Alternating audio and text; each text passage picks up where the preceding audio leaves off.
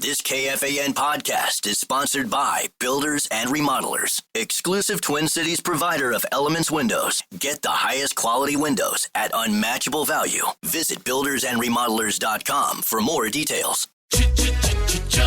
Looking for excitement? Chumba Casino is here. Play anytime, play anywhere. Play on the train, play at the store, play at home, play when you're bored. Play today for your chance to win and get daily bonuses when you log in. So what are you waiting for? Don't delay. Chumba Casino is free to play. Experience social gameplay like never before. Go to Chumba Casino right now to play hundreds of games, including online slots, bingo, Slingo, and more. Live the Chumba life at ChumbaCasino.com. No purchase necessary. VGW Group. Void where prohibited by law. 21 plus. Terms and conditions apply. Get this. Adults with financial literacy skills have 82% more wealth than those who don't. From swimming lessons to piano classes, us parents invest in so many things to enrich our kids' lives. But are we investing in their future financial success? With Greenlight, you can teach your kids financial literacy skills like earning, saving, and investing. And this investment costs less than that after-school treat. Start prioritizing their financial education and future today with a risk-free trial at greenlight.com/iHeart. Greenlight.com/iHeart. Come on. Why is this taking so long? This thing is ancient. Still using yesterday's tech? Upgrade to the ThinkPad X1 Carbon. Ultra-light, ultra-powerful, and built for serious productivity with Intel Core Ultra processors, blazing speed, and AI-powered performance that keeps up with your business, not the other way around. Whoa, this thing moves. Stop hitting snooze on new tech. Win the tech search at Lenovo.com. Lenovo. Unlock AI experiences with the ThinkPad X1 Carbon, powered by Intel Core Ultra processors, so you can work, create, and boost productivity all on one device.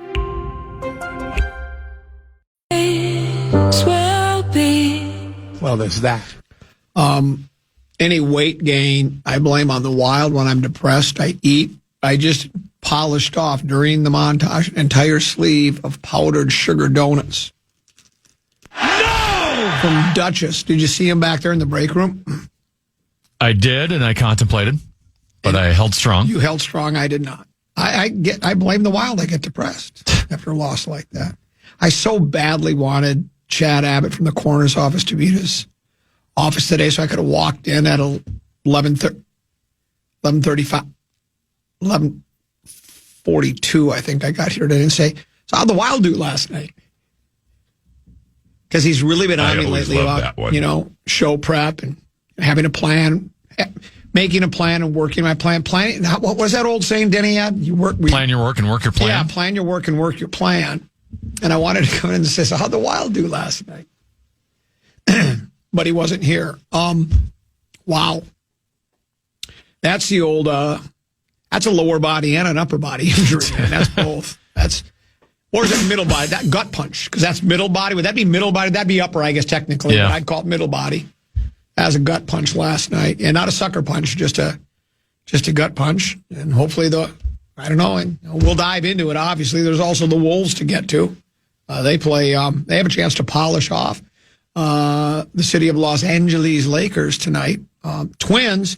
We knew it couldn't last, right? I mean, the floodgates open. We score 11 runs, and then we get one last night. So we just knew. Yeah, we thought maybe it was warming up, as Mark Rosen likes to say, and the bats would get to work, but they did not. Controversial Vikings news. So much to get to. Who knows where to start, other than the wheel of topics. Wheel of Topics.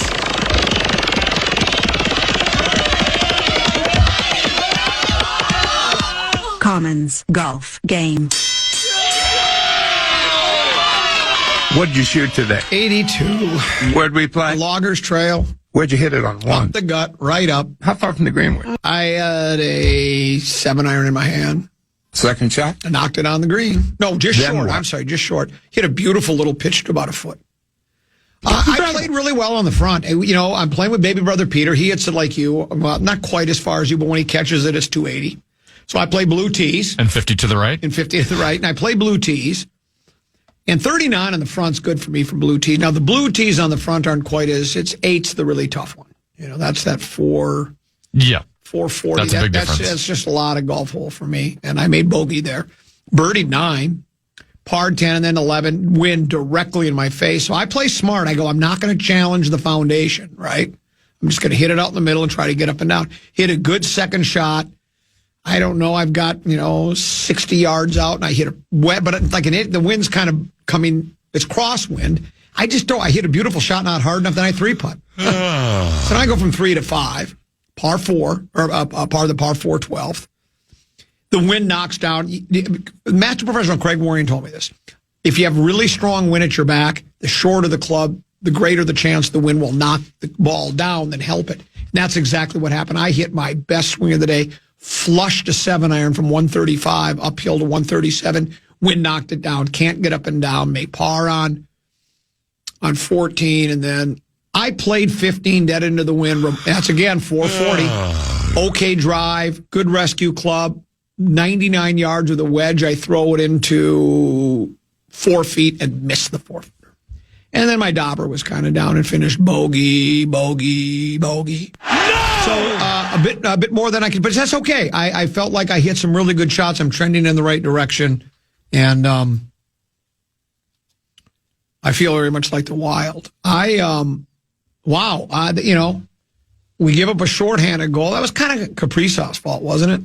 It's a combination of Kaprizov turning it over in the offensive zone. Yeah.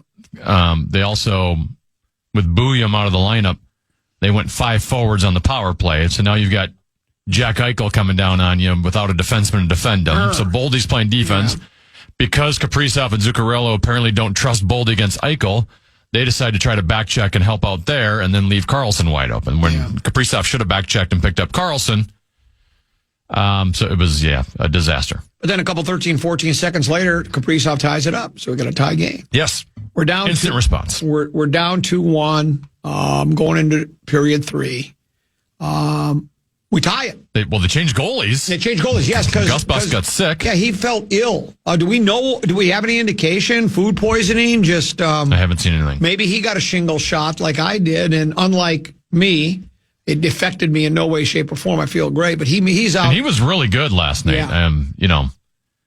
The Wild got outplayed pretty good, pretty handily there for the first 2 periods, and Gus was the sole reason they had a chance. And from what I understand, because I was dozing in and out at this point, our guy Flower, he didn't face a lot of shots, but because the defense, I don't know, the team just rallied and they played well in front of him, didn't allow a lot of shots on goal. They played very well in the third. 3 saves in the third period is all he had, I think, but he made 3 saves. And then, gosh, what, $1:15 to go in the game. Hartman scores. No! There's a challenge because Hill thinks he's saying he kicked it in. He didn't. It kind of bounced off his breezer. Well, that was just the league reviewing it. The league can review whether it was a kick in. Okay. So the league reviewed it for a kick in first. Right. And they said, nope, good goal. He didn't kick it in. But then Vegas challenged for offsides. Right, a challenge for the offsides. And he was offsides. I mean, he was, I guess. I mean, you and I talked about it prior to the program, which we rarely talk before the show starts. And it's not that we don't like each other. It's just there's nothing to talk about till we get on the air. I don't like show prep. That's obvious, right? So if we talk, that's prep, and then it doesn't come off as natural, I don't think. But you said you were gonna come off as a homer, so we'll find out what that's all about on the other side of the break. Or maybe we'll do this. That'll be the tease for 12:30 because we're gonna do bonus bucks next, and then peek at the purple. Then we'll get to 12:30. We'll get back into the Wild. They're not dumb, but obviously their backs are up against the half board. But Tennessee, you got a keyword for bonus bucks? I do. The Fan and BigDeck.com want to give you a shot to win bonus bucks with our national cash contest. Just enter the keyword check at KFAN.com now for your shot at winning. That keyword is check. Enter now at KFAN.com.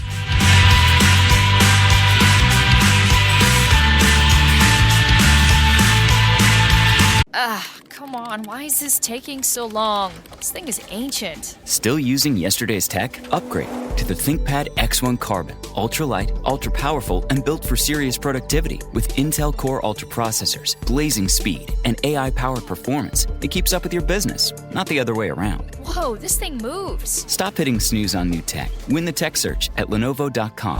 Lenovo. Unlock AI experiences with the ThinkPad X1 Carbon, powered by Intel Core Ultra processors, so you can work, create, and boost productivity all on one device. Time is precious, and so are our pets. So time with our pets is extra precious. That's why we started Dutch. Dutch provides 24/7 access to licensed vets, with unlimited virtual visits and follow-ups for up to 5 pets. You can message a vet at any time and schedule a video visit the same day. Our vets can even prescribe medication for many ailments, and shipping is always free. With Dutch, you'll get more time with your pets and year-round peace of mind when it comes to their vet care. Okay.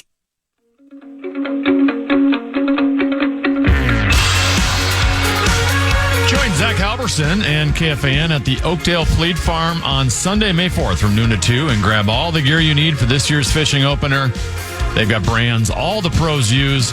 Plus, with their best price guarantee, you'll always know you're getting the best deal. And we'll have your shot at great KFAN pricing. Get all the details at KFAN.com, keyword calendar.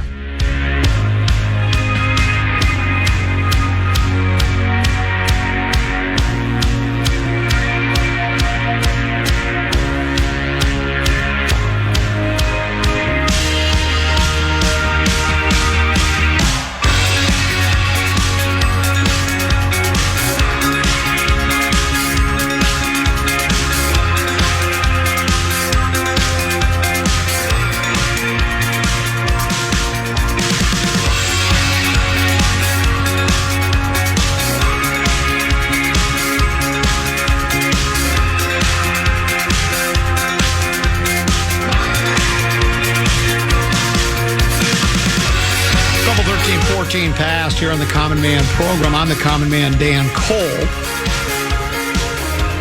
And at a couple 13:14 past, it's time for Peek at the Purple, brought to you by all of our pals over at Affordable Electric, affordable-electric.com. And when big storms are in the forecast, stay safe and remember Affordable Electric is here if you need them. A family-owned and operated business. They care about their community. If you experience any electrical damage, outages, or safety concerns with a storm, call them right away at 612-331-VOLT. 612-331-VOLT.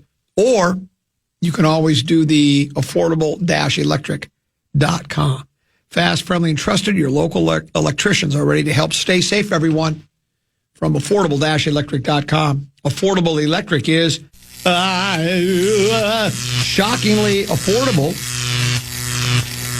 The draft really never ends, tend to be. Even after it ends, there's the fallout afterwards, the weeping and gnashing of teeth, the high fives, the draft grades from all of the draft nicks out there. The one I saw, though, that piqued my interest, because I'm not big on draft grades and all that, but the one that did pique my curiosity was ESPN decided they were going to grade the drafts as far as it numbered, like what was the best draft, who had the very best draft, sure, who had the second best draft pick, who had the third. So I immediately wanted to see what they thought of the Vikings' first-round draft pick selected. Were we 24 overall? Donovan Jackson. Guard, Ohio State University. So he was taken at 24. ESPN had him ranked at 45. Here's what they said. No! This was a slight reach, but with Mark Rosen's Gray Zabel guy off the board, Minnesota grabbed the only remaining interior lineman with a starting rookie grade. Jackson's experience at left guard and the ability he showed at left tackle in the pinch last season made him one of my favorite players to scout, whoever this nameless, faceless ESPN person is. He's super steady and fills a giant need. So, again, it's one man's opinion. He's saying if he was ranking all the players, he would have said he was 45th best, and he did call it a bit of a reach. But you and I have had this debate many times. Best player available, what does that even mean? You know, I mean, because everybody's best player available can be different. You might get to the 15th spot in the draft, and you can ask 15 different people who's the best player left in the draft, and you might get 15 different responses or 2 different responses or 3 or 4, right? It seems to me the Vikings, and, do they really have a need for this season? Well, I suppose a couple of offensive linemen, a couple of defensive linemen, a couple of linebackers, some defensive backs, blah, blah, blah. The old joke I like to do. I don't know if they have a real pressing need because of what they did in free agency. So I think they're doing, and we discussed this on Monday when I came back from Camp Richard, that I think probably KO was, and everybody involved with the team and fans were really disappointed with the play of the interior of the offensive line in that Rams game. I mean, in that playoff game, against Detroit, a lot of it was Darnold. I get that. I don't think it was so much Darnold in that game. I think he was under tremendous pressure through that entire game. 9 sacks, right, in that Rams playoff game. I think that tied a National Football League playoff record, most sacks surrendered. And so they needed to rebuild the middle of the offensive line, which they did with some free agent players who are north of 30 and are coming off serious injuries, but when healthy so far during their careers, they've been very good players. But I don't think you can have, we talked about the Eagles and the Lions and a lot of other teams. You draft a lot of offensive linemen because you're not going to hit on everyone either. And you got to have protection for the quarterback. And same with the defensive line. You got to have pass rushers and guys that can stop the run. So I think the Vikings, this was almost like, not only were we going to sign 2 offensive line, but we're going to get another one as well because we know, not just for this year, but as time goes on. And who knows, he had this ESPN guy talk about, rookie ready grade or something, and it sounds like what he's saying there is he thinks you could if you had to, you could plug this kid in right now, and he'd probably be an effective offensive lineman. Well, and frankly, too, the 2 guys you got in free agency that are going to be your center and your right guard now, both highly regarded, both had injury-riddled seasons, right? So you also need to get some depth at that from the interior offensive line standpoint. Not knowing it. The 5 as they are written on paper look great, but whether that 5 can hold up throughout the course of a 17-game season. Now all of a sudden, Blake Brandel looks like a pretty darn good backup. As a starter last year, he was just kind of meh. Yeah.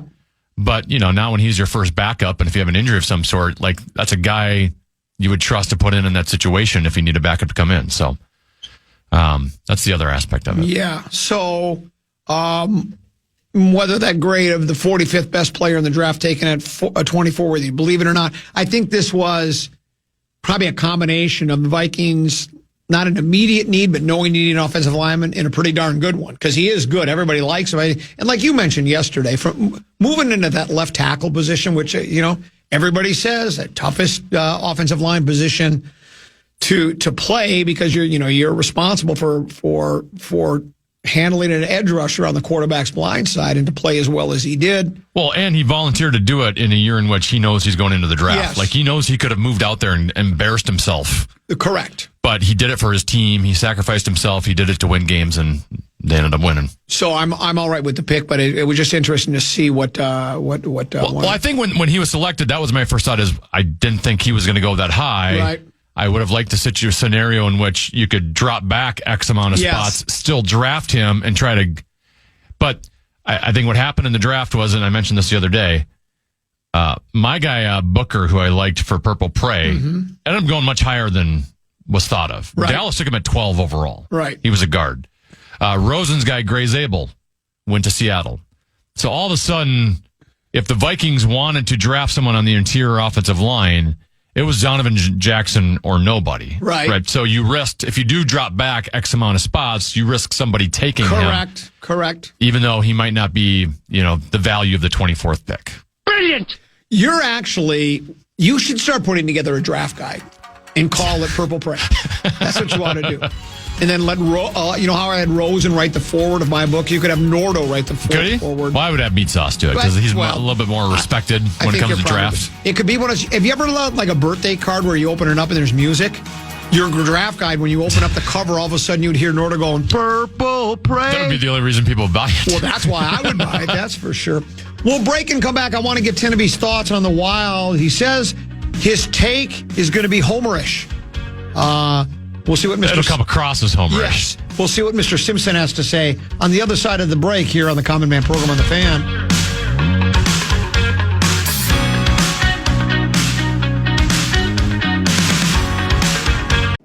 Come on, why is this taking so long? This thing is ancient. Still using yesterday's tech? Upgrade to the ThinkPad X1 Carbon. Ultra-light, ultra-powerful, and built for serious productivity. With Intel Core Ultra processors, blazing speed, and AI-powered performance, it keeps up with your business, not the other way around. Whoa, this thing moves. Stop hitting snooze on new tech. Win the tech search at Lenovo.com.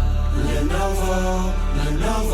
Unlock AI experiences with the ThinkPad X1 Carbon, powered by Intel Core Ultra processors, so you can work, create, and boost productivity all on one device. Time is precious, and so are our pets. So time with our pets is extra precious. That's why we started Dutch. Dutch provides 24/7 access to licensed vets, with unlimited virtual visits and follow-ups for up to 5 pets. You can message a vet at any time and schedule a video visit the same day. Our vets can even prescribe medication for many ailments, and shipping is always free. With Dutch, you'll get more time with your pets and year-round peace of mind when it comes to their vet care.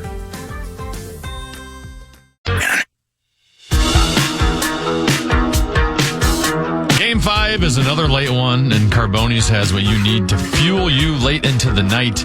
Visit one of their 30-plus locations to enjoy delicious pizza and get ready for the Minnesota playoff run. Find your nearest Carboni's today at carbonispizza.com. I am broadcasting live from the climate-controlled, cozy confines of the 651 Carpets Plus studio, 651 Carpets Plus, for all your carpeting and flooring needs. A lot of different ways to get a hold of us. 1-800-320-5326. Phone's been disconnected. We haven't paid our bill. Then there's the booth at KFAN.com. That's our email address. Those get that's like snail mail nowadays. There's the TalkBack iHeartRadio app. Find it, download it, put the Fan on a preset after you find that as one of your favorite radio stations, if not your favorite. A microphone icon corner of the screen. Tap it 30 seconds or less to deliver us an audio message. And then there's the immensely popular Bradshaw and Bryant KFAN text line at 64686. And Teneby, this probably is the biggest question of the day. With Tenna out of town this weekend, does new producer Sam know how to find sad eyes on the computer for Friday? That is the question that needs to be answered. We're not going to win, we're going to lose, and we're going to turn this thing around right now.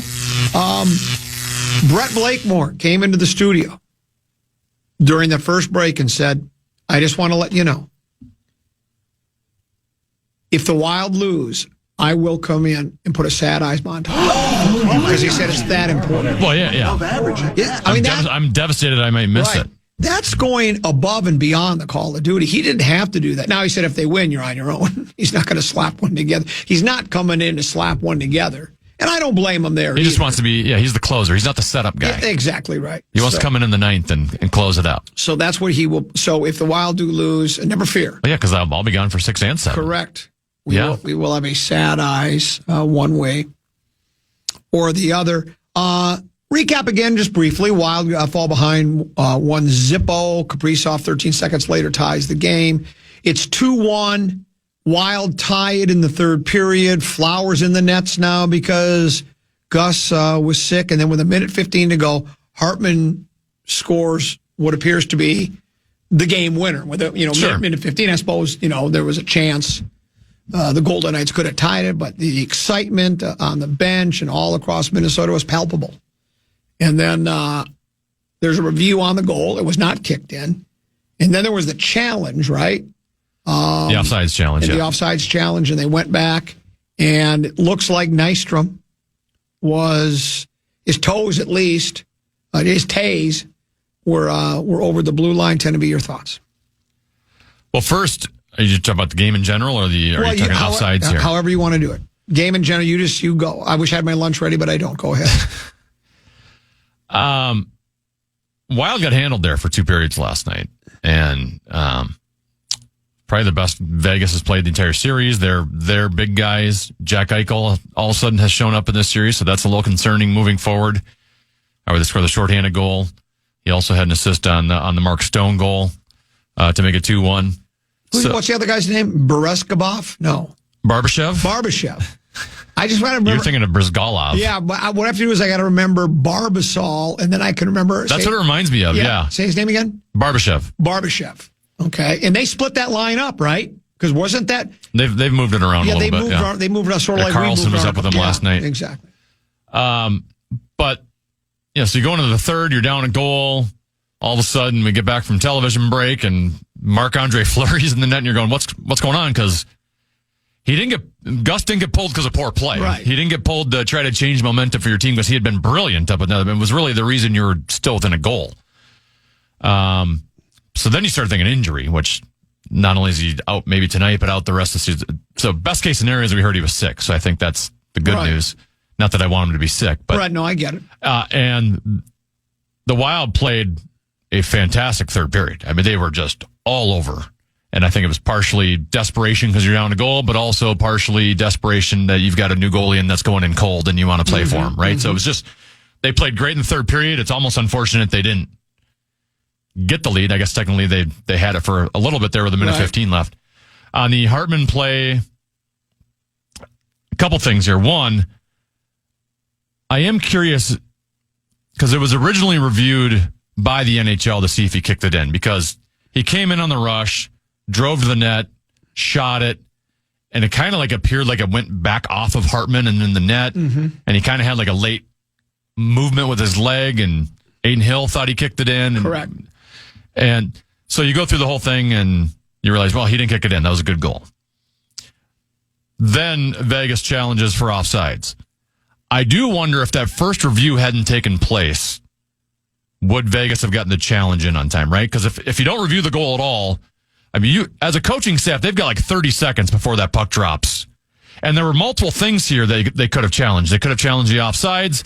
There also was, Hartman made a little bit of contact with Aiden Hill on the drive of the net. So that's what I was thinking. I was like, well, are they going to look at this for goaltender interference?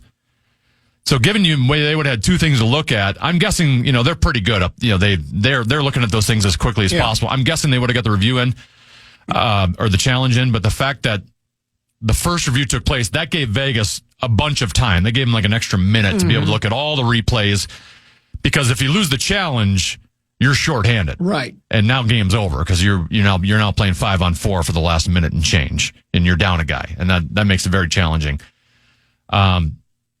So that's that element of it. The part that I know people are going to accuse me now of being a homer, though I've said this many times before, and it just happens to be another scenario in which it goes against my favorite hockey team. The idea to challenge offsides, that rule changed. It's not that old. It's within the last 5-10 years, right? It's not like they always had that. And when they first made the rule change, I liked it because I remember probably a decade or so ago, the Wild had one where they were playing Colorado and the Avalanche were offsides by like 3 feet. And the refs missed it, and it ended up being the game-winning goal for that game. It was a playoff game. I'm like, well, so you want to make sure they get it right. Yep.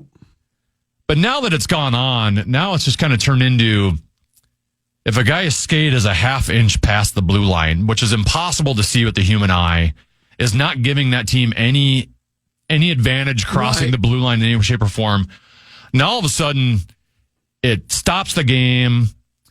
It's a league that's trying to increase scoring, and you're constantly taking goals off because a guy is, like I said, just minuscule. You can't even see with the naked eye that player's offsides. And I'm not a fan of the rule anymore.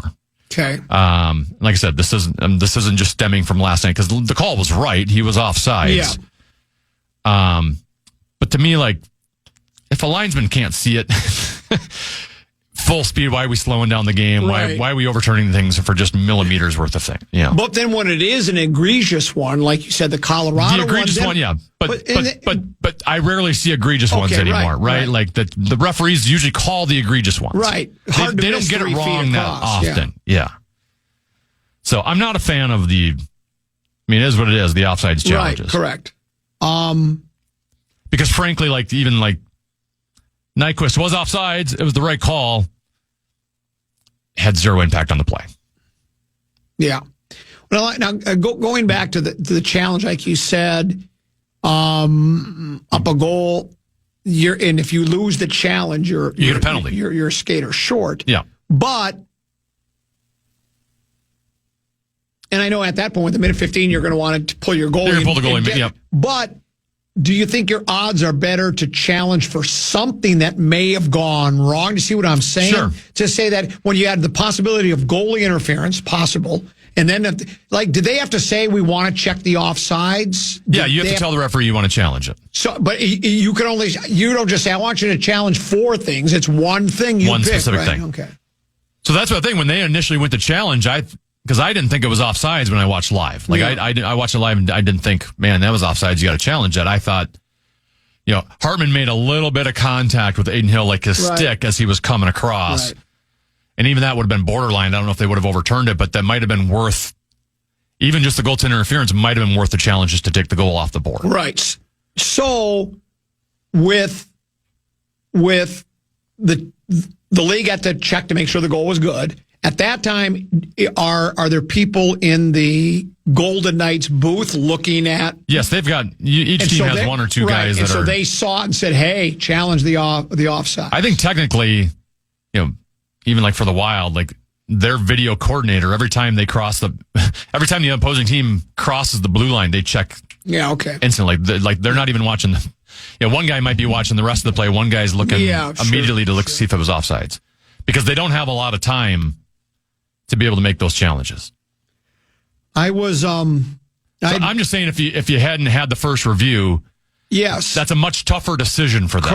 Correct. Whereas once you have that much time, you can clearly see his offsides. You've had the time to look at all the different angles. Because just because you're reviewing it from the coach's standpoint, that doesn't mean the first angle is going to show it's offside. Yeah. You might have to look at your fourth, fifth angle to see he's off by an inch. Do you understand what I'm saying though? That if I'm in that situation, now there's a minute 15 to go and they have the go ahead goal, that I might just challenge taking that chance anyways, because even if we pull a goalie with 1:15 to go, our chances aren't real good of scoring a goal there. I would say, regarding goaltender interference, I would agree with you, because sometimes there's a lot of gray area with goaltender interference. It's subjective.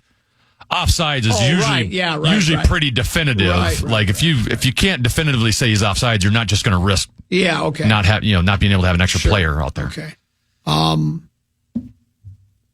by this time, visions of sugar plums were dancing through my head. I have to admit I missed that, and I was in through like second intermission, and then it was over for me.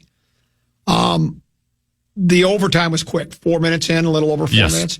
Did the Wild have any scoring chances during that 4 minutes before? Was it pretty, that you can recall? I mean, my memory's pretty bad. Right. I remember the first shift of overtime, they were all over Vegas in the offensive zone. I don't remember, like a grade A chance or anything. And then that was not a lucky goal. That was a one-timer. You wired it in, right? It was a defensive miscue on the Wild, yes. So it goes back to, and it's kind of the conversation today on social media is, I mean, we've talked endlessly throughout the series about how Vegas has more depth than the Wild, right? And again, last night in overtime, your third pairing was on the ice, your fourth line was on the ice together.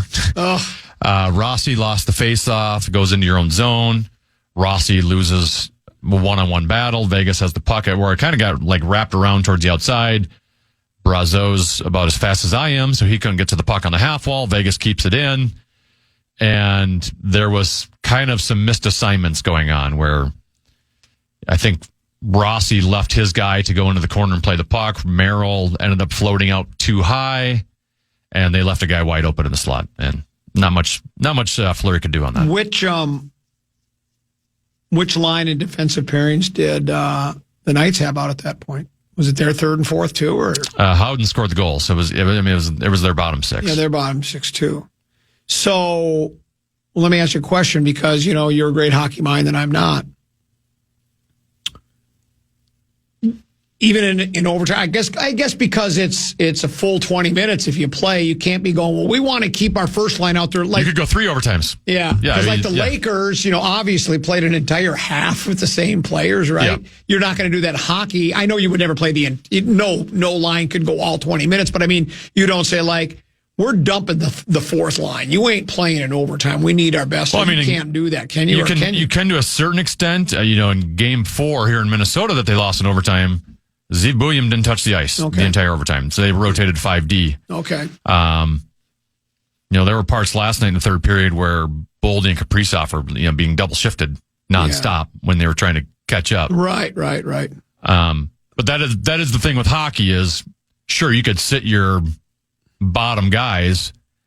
Well, now if this thing goes into second overtime, triple overtime, you've now tired out your top guys. Correct. Right, and then you're in a spot there. So I heard some of the quotes during the montage, and I saw them in the Athletic and the Fish Wraps, etc.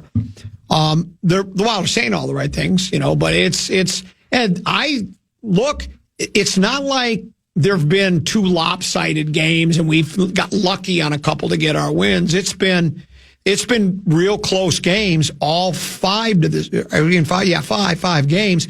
So I'm certainly not going to say the Wild are donezo, but obviously it's a tall task. Well, I was listening to the previous show, 9 to Noon, and PA was talking about he watched Brock Faber's interview with Kevin Gorg last night on FanDuel Sports Network. Mm-hmm.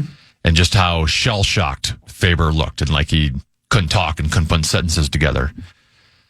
That's going to be a talker here going into tomorrow is how do you overcome like a loss like that? Right.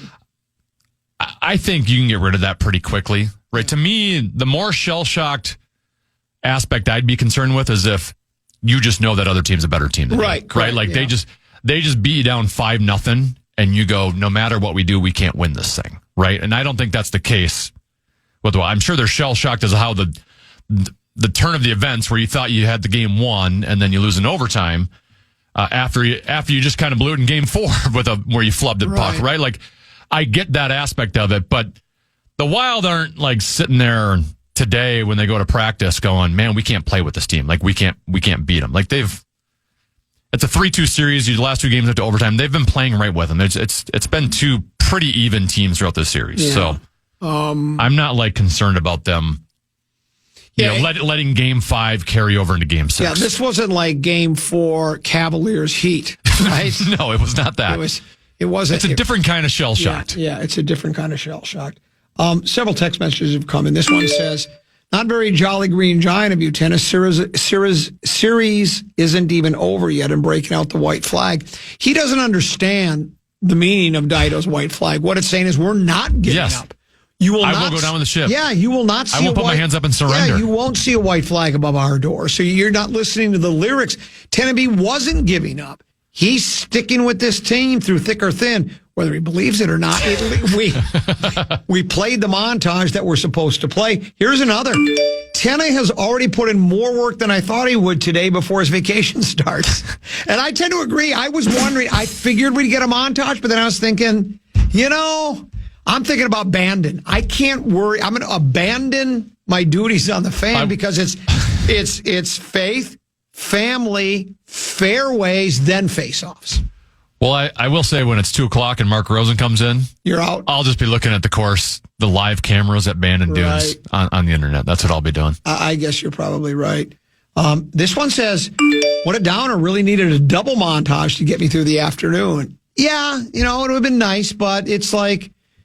How do you not be a downer after that? Yeah. Well, I think he was hoping you do the one where we have the screeching of the record stopping and then all of a sudden to pump it up with the Wolves about to eliminate the Wild or the Lakers. This one says, Tennis touched on it before, but the offsides just doesn't sit right. Shouldn't be a challengeable play. The goalie, the defense, the refs, the coaches, none of them knew he was an inch offside and was basically no impact on the play.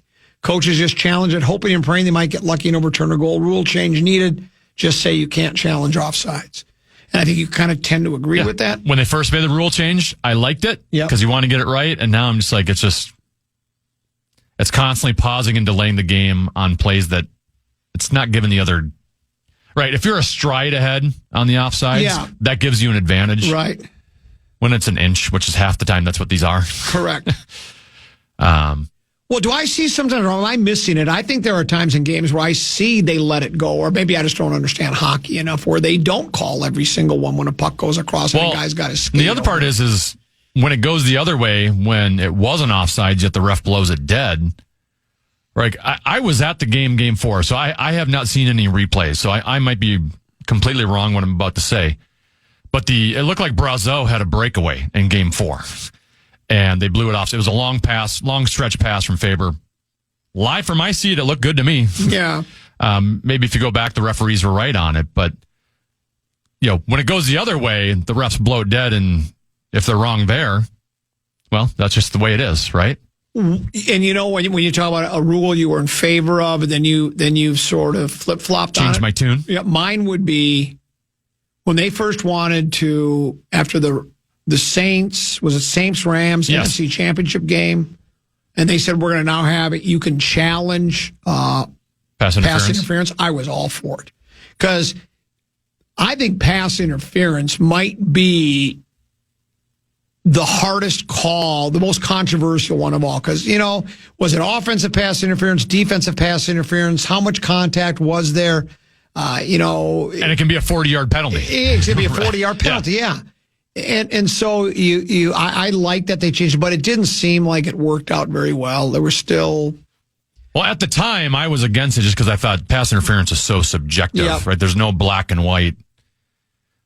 How do you evaluate it? And you're still going to be putting... I mean, a lot of those times there's contact. So how do you decipher between what's pass interference contact and what's not pass interference contact? Then there's this one that says, to the last texter, leave the montage making and radio hosting to the professionals. And that's what I would say. Dido was perfect. I knew it was coming. I just knew it. Well, yeah. And I wanted it. It's just a perfect song. I wanted it. The tone of it. Exactly. Everything. It's somber. Well, and I want to read one more text message as we go here to break and get ready for a little 534. But this one tend to be, this is good. Of course, now I'm having trouble finding it because it came a long time ago. Here's what it is. After last night, I don't think I ever needed Wheel of Topics more. Inject it straight into my veins. And that's the way I felt about Dido. Inject it straight into my veins. I need to mainline it because I needed it after what happened last night. So, yeah, 2 back-to-back OT losses, which, Tennessee would make it more historic and memorable if the Wild could somehow come back and win 2 in a row. And as I said, as we go to break, like you said, it's not like we just got drilled 5-0, 5-0, and it's like, well, now they are thinking about tee times. They're thinking, we had 2 games that were right there. They could have gone either way. There's no you win back at home, and it's an early start tomorrow night, right? 6:30? 6:30, yeah. What are we going to do with ourselves? I mean, I'll be on a golf course. Well, you'll be on a golf course, but how will we? I don't even know how to handle a 6:30 start. But we'll have that, and then maybe I was just thinking last night about how I feel bad for Ryan Hartman because, he just had an epic Minnesota sports moment, taken away from him because idiot teammates 1 inch offsides, right? That's one of those highlights we would have been playing in future Wild montages for years and years to come. Well, and did I read? I think somebody Rat wrote that Nystrom really hasn't even played very well at all since coming here. So all the Rubes are clamoring for him to go out of the lineup after last night's game because he hasn't been good at all. Yeah, well, there you go. We'll break. We'll come back. Tennessee, do you have a tease, please? Yeah, will LeBron and Luka be LaDunzo? In the heat of battle, your squad relies on you. Don't let them down. Unlock elite gaming tech at Lenovo.com. Dominate every match with next-level speed, seamless streaming, and performance that won't quit, so you can push your gameplay beyond performance with Intel Core Ultra processors. For the next era of gaming, upgrade to smooth, high-quality streaming with Intel Wi-Fi 6E and maximize game performance with enhanced overclocking. Win the tech search. Power up at Lenovo.com. Lenovo. Time is precious, and so are our pets. So time with our pets is extra precious. That's why we started Dutch. Dutch provides 24/7 access to licensed vets, with unlimited virtual visits and follow-ups for up to 5 pets. You can message a vet at any time and schedule a video visit the same day. Our vets can even prescribe medication for many ailments, and shipping is always free. With Dutch, you'll get more time with your pets and year-round peace of mind when it comes to their vet care.